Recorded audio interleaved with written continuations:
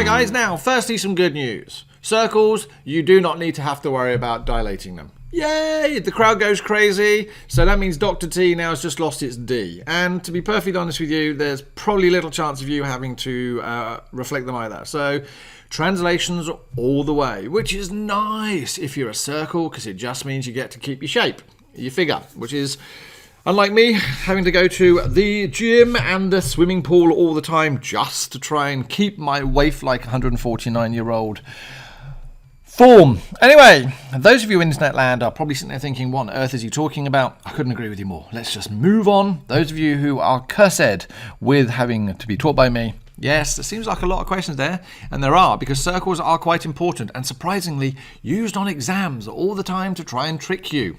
Trick? Us? Maths teachers? Why would we do that? Blame Barry. Who's Barry? Let's not go there. Right, circles and in fact semicircles. Recap, this is the last lesson in this particular section before actually moving on to the whole idea of trying to fit equations to actual specific graphs. More on that later. But we've done rectangular hyperbola. Thank you very much. What does a rectangular hyperbola look like? Yes, it looks like this with two asymptotes. We've dealt with the truncus. What does a truncus look like? Yes, it looks like a tree trunk. And we've dealt with the square root graph, one of the most important graphs that's used over and over again. And with all of those, we've used words like asymptotes, and we've domains and ranges, we've looked at important points, and we've translated, we've dilated, we've reflected, we've done just about everything we possibly can to these graphs. But the good news is, it's all repetitive. So, now, ladies and gentlemen, for those of you who are unaware what a circle looks like, drum roll please. Ta-da! Circles! And circles are pretty awesome, all right?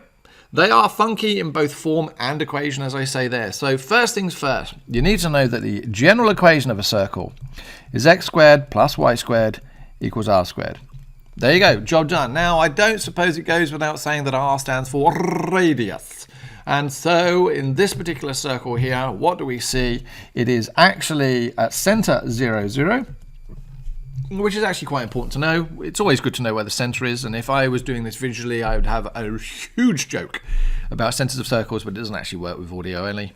And what else do I know? We know the radius in this situation is 4. So this graph here has a radius of 4. Now, please, please, please be aware that every single point on that circle is 4 units away from the center.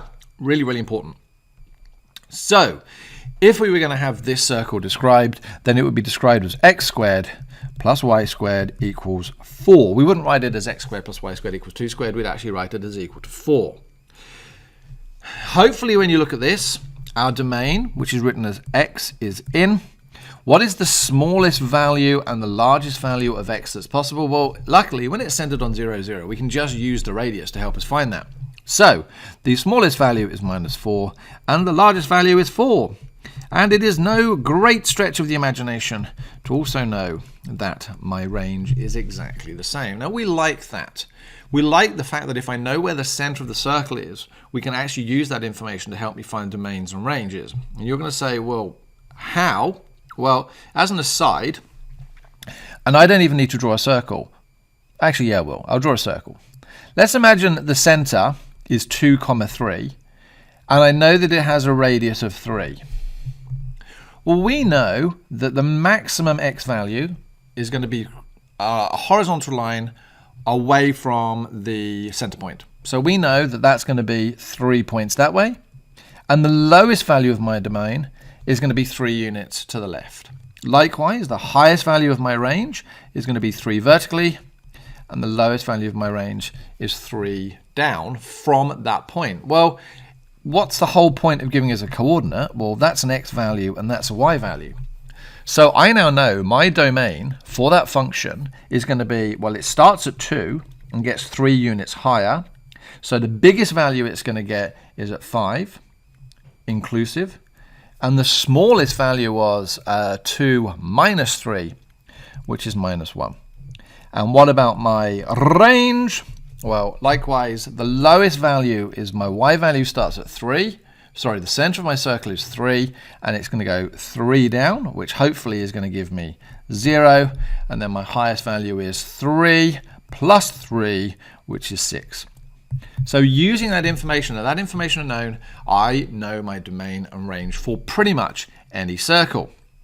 Now, as I said earlier and at the opening, transforming circles, reflections really doesn't matter, right? If you reflect, you're going to end up with the same circle in the X and Y. That's assuming it's the base graph. Obviously, if you move the graph and reflect it, it will absolutely reflect. But I haven't really seen any questions like that at this moment in time. Dilations.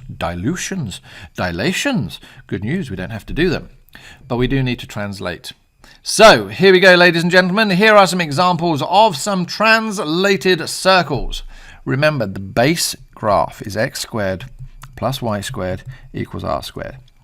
X squared plus y squared equals r squared. Now, I like the fact that if I see a square number here, it's actually going to give me a nice radius. So I already know that my radius here is equal to 4 units. And if we just check that, yes, if I add 4 onto here, and take away 4 onto there, and add 4, take away 4 and add 4, I'm going to end up with all of those points around. The center has moved to 1 across and 2 down. So positive 1 and negative 2, but what do you notice here? Negative 1 and positive 2, the signs seem to have changed. And as it is in all of these things, where the translation is inside the actual brackets or square root sign, it's the opposite of what you're expecting. And so by looking at this, knowing that the general form is x squared plus y squared equals r squared, that minus 1 says we're going to move the whole circle that way, 1 unit, and that is actually going to move 2 units down. Now, I know that generally speaking, with y translations, we've always had them in the same direction. Well, sorry guys, things change.